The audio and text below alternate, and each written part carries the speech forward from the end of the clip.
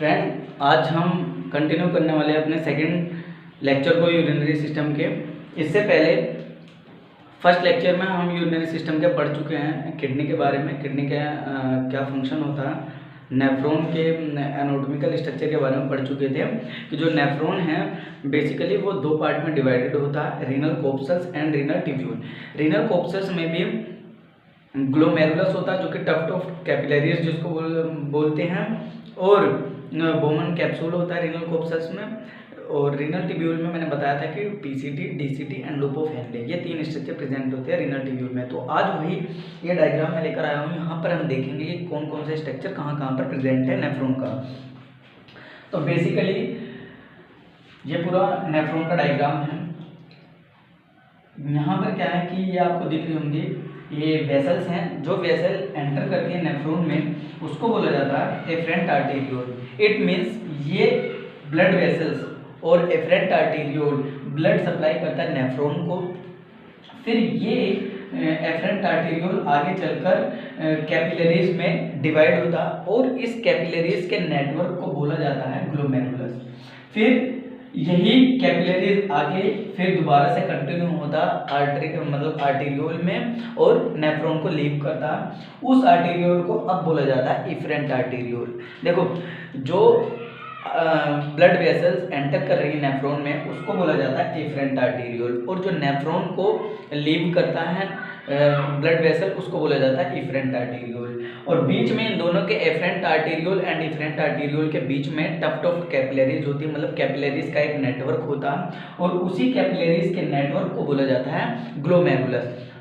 Glomerulus के ऊपर covering होती है और उस कवरिंग को बोला जाता है बोमन कैप्सूल। जैसा कि हम रीनल कोप्सस के दो पार्ट पढ़ चुके थे, ग्लोमेरुलस एंड बोमन कैप्सूल। तो it means glomerulus and Bowman capsule nephron के हेड रीजन में प्रेजेंट होता है रीनल कोप्सस, और बाकी का जो रीनल ट्यूब्यूल वाला पार्ट था नेफ्रॉन का वो इसके लोअर पार्ट में नेफ्रॉन के प्रेजेंट होगा, और अपर पार्ट में ग्लोमेरुलस एंड बोमन कैप्सूल, जैसा कि मैंने बता दिया है। इनके फंक्शन को इनका जो भी फंक्शन है वो थोड़ा थोड़ा हम पढ़ेंगे। बाकी जब यूरिन फॉर्मेशन को मैं पढ़ाऊंगा कि यूरिन फॉर्मेशन कैसे होता है, तो वहाँ पर हम बहुत अच्छे से इसका फंक्शन भी जान सकेंगे। अब बात आती है बोमन कैप्सूल के बाद स्ट्रक्चर प्रेजेंट होता है प्रोक्सिमल कॉन्वोल्यूटेड ट्यूब्यूल का। ये जो प्रोक्सिमल कॉन्वोल्यूटेड ट्यूब्यूल है इसका बेसिकली जो फंक्शन होता है वो होता है रीअब्जॉर्प्शन का, कि जो भी फिल्टर्ड होगा, जो भी फिल्ट्रेशन होगा ग्लोमेरुलस के थ्रू और टफ्ट ऑफ कैपिलरीज और नेटवर्क ऑफ कैपिलरीज से, उसमें कुछ एसेंशियल थिंग्स भी और एसेंशियल मटेरियल भी फिल्टर हो जाती हैं इस कैपिलरीज से, तो उनको रीअब्जॉर्ब करने का काम करता है proximal convoluted tubule. For example मैं थोड़ा बहुत आपको आइडिया दे देता हूँ कि प्रोक्सिमल कॉन्वोल्यूटेड ट्यूब्यूल पर रीअब्जॉर्प्शन होता है water, glucose and sodium ion, bicarbonate ion भी बोल सकते हैं हम, ठीक है। तो यहाँ पर क्या है कि बेसिकली जो प्रोक्सिमल कॉन्वोल्यूटेड ट्यूब्यूल है बोमन कैप्सूल के बिल्कुल नीचे सिचुएटेड होता है, और इसका जो फंक्शन है वो सिर्फ और सिर्फ रीअब्जॉर्प्शन का है। रीअब्जॉर्प्शन करेगा कि जो भी एसेंशियल मटेरियल होगा, जो फिल्टर होगा नेफ्रॉन के थ्रू, उनमें कुछ एसेंशियल मटेरियल भी फिल्टर हो जाते हैं, तो उनको दोबारा से रीअब्जॉर्ब करने का वर्क है पीसीटी का। पीसीटी के आगे चलते हैं तो प्रेजेंट होता है लूप ऑफ हेनले। लूप इसलिए बोला गया है इसको क्योंकि ये एक मतलब ट्यूब लाइक स्ट्रक्चर फॉर्मेशन करता है, और लूप उसी को बोला जाता है, ठीक है। तो लूप ऑफ हेनले है, इसमें भी जो लूप ऑफ हेनले नीचे की तरफ जाती हैं उनको बोला जाता है डिसेंडिंग लूप ऑफ हेनले, और लूप ऑफ हेनले का वो पार्ट जो ऊपर की तरफ जा रहा है उसको बोलते हैं असेंडिंग लूप ऑफ हेनले,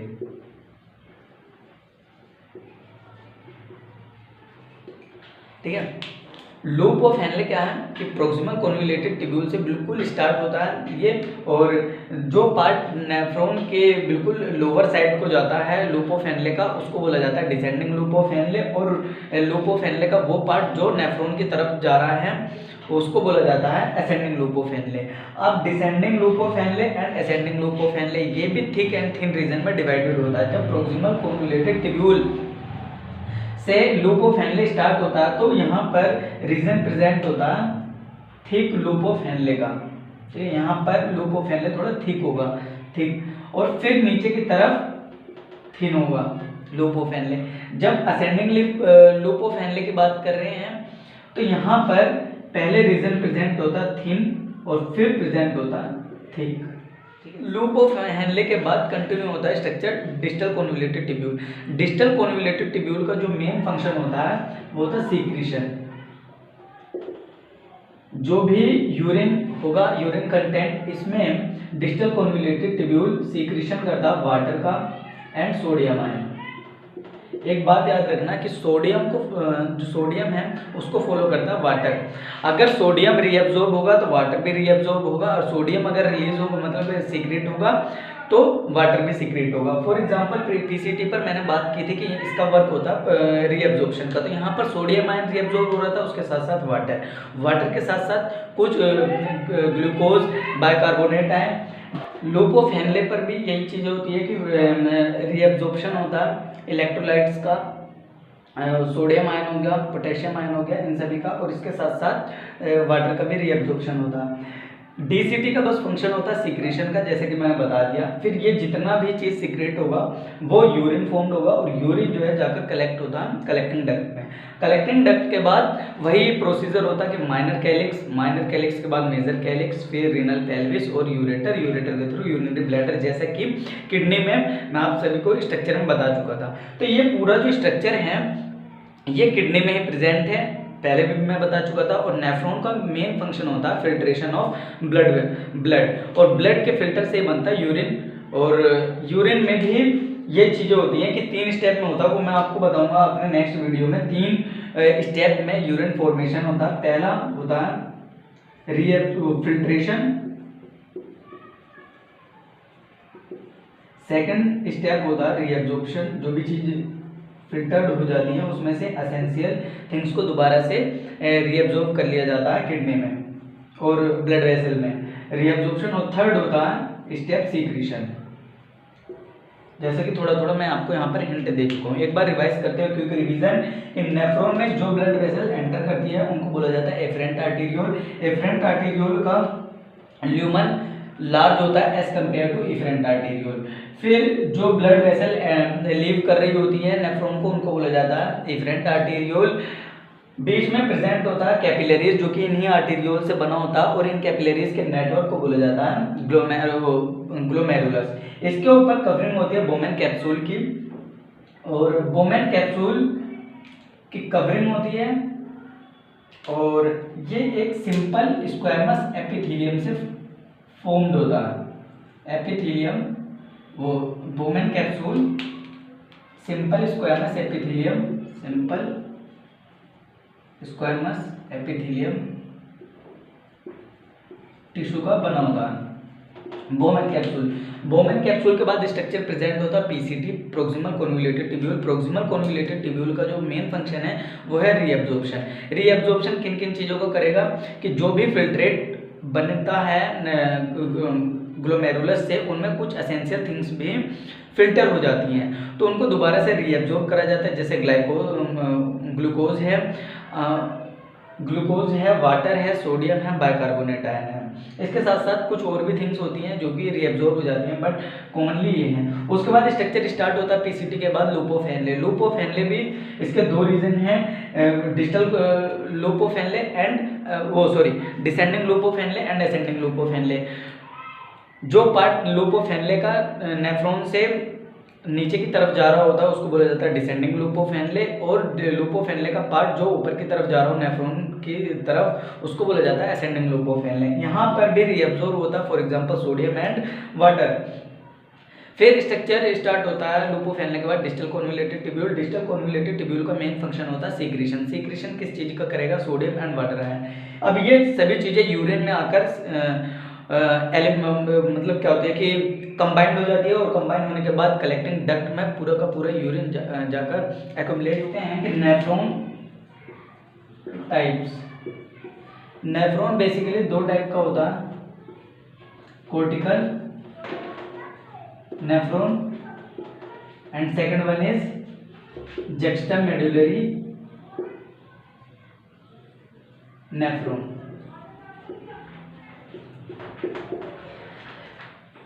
अगर नेफ्रॉन प्रेजेंट है कोर्टेक्स में, किडनी के कोर्टेक्स में अगर प्रेजेंट है नेफ्रॉन तो उसको बोला जाता है कोर्टिकल नेफ्रॉन, और अगर मेडुलर रीजन में प्रेजेंट है नेफ्रॉन तो उसको बोला जाता है जक्स्टा मेडुलरी नेफ्रॉन। तो कोर्टिकल नेफ्रॉन प्रेजेंट होगा in cortex region, juxtamedullary present होता है मेडुलरी रीजन में। और ये कोर्टेक्स एंड मेडुलर रीजन किसकी बात चल रही है, किडनी की। फिर जो कोर्टिकल नेफ्रॉन है शॉर्ट लूप ऑफ हेनले, इसका जो लूप ऑफ हेनले होता है वो शॉर्ट होता है, लूप ऑफ हेनले, जबकि जक्स्टा मेडुलरी का जो नेफ्रॉन है वो लूप ऑफ हेनले है वो लॉन्ग होता है, have long loop of Henle. फिर कोर्टिकल नेफ्रॉन फॉर्मेशन करता है डाइल्यूट यूरिन का,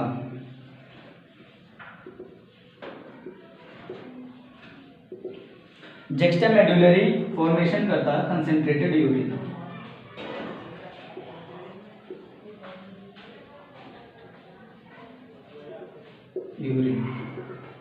और कोर्टिकल नेफ्रॉन में लेस वैसा रेक्टा होते हैं,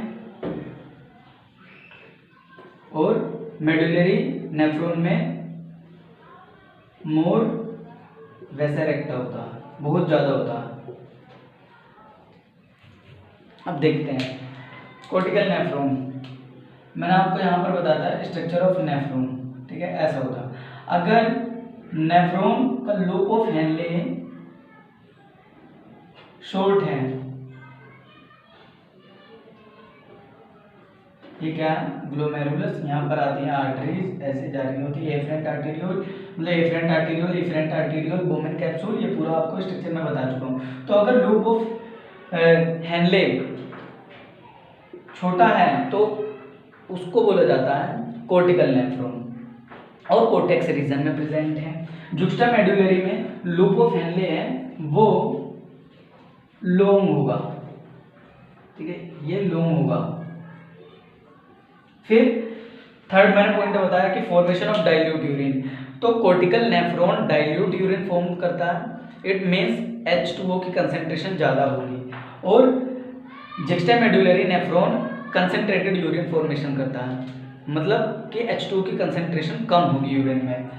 लेस वैसे रेक्टा होता है कोर्टिकल नेफ्रॉन में, और मोर वैसे रेक्टा होता है as compare to cortical nephron in medullary nephron.